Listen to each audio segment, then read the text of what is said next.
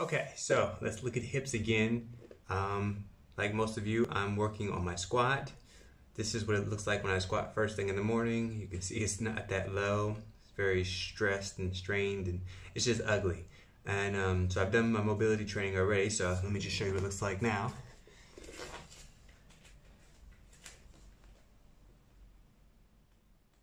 So this is just after doing a little bit of training. So you can see that I opened my hips a little bit more, and so it's just a daily progress, right? So let's look at two exercises that I use that help me get a little bit lower in my squat. Very simple one that we all know is the cat-cow, right? So it's this position, and then you're arching the back this way and that way, right? It's very good. They say it's good for the lower back because it's actually mobilizing the hips.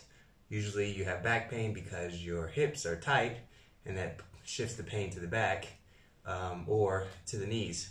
So let's look at how this looks from the back. Okay, so when I go up, down,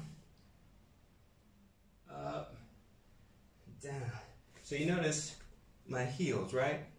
When I go down, they like to come in a little bit. I want to keep my heels out, okay? So what you want to do is you want to force your heels out. What's happening is your hips are trying to move and they're tight, so the knee does the movement instead. And this is why your heels go in, because now your knee is taking off some of the slack. We don't want the knee doing any movement. We want it to be stable.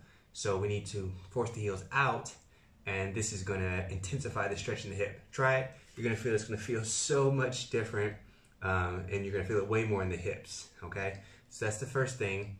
Cat and cow. So they say about 10 reps is good, and just focus on keeping those hips out, okay? And you're going to feel it right in this spot, right here. Man, I feel it. And I've already done my mobility for the day. Okay.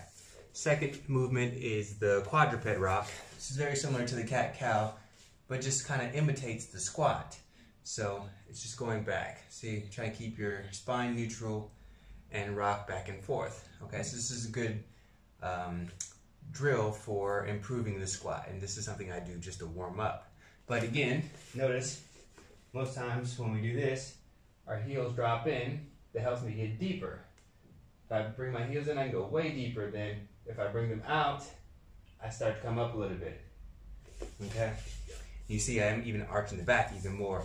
Because my hips are tight, I'm compensating in the lower back and in the knees. And that means the heels come in. So same concept, push the heels out when I do the quadruped rock, and I'm not even going to be able to get as deep. With the heels in, I go all the way back here, the heels out, I get to about here, and it starts to, I can feel it in the hips, which is good. And then I can fight here, and then you see now my lower back starting to arch, and I got to fight that, trying to get deeper, okay? Keeping the hips out is difficult, so you can cheat a little bit.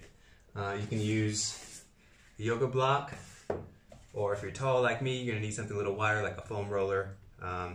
It depends on your height. If you're shorter, you can use it more narrow. If you're taller, you need to use something wider. So this is what it'll look like. I put this here. Okay, just hold it between my heels. Okay, so this is going to prevent me from my heels being able to go in. So even if I want to go in, I can't. And one thing to be careful with this, so now that this is blocking the heels, now my knees are going to want to come in, you know, to compensate. So I need to make sure my knees are solid on the ground as I do this, and don't let them, I'm sorry, they're going to want to go out. Don't let them go out. Keep them where they are.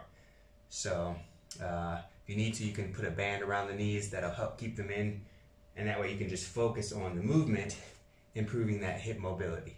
Try these out. I recommend doing about 10 reps for each one if it's a warm-up, and if you're doing full mobility session, try 20 to 30 reps. And then of course, after you finish, test your squat, see if it's improved at all. Mine's probably not going to get much better after one session, but I'm squatting a lot better than I was originally, so that makes me happy. So try out these things. Let me know what you think in the comments below. Are they helping? Are they not helping? What modifications did you try? And I'll see you in the next one.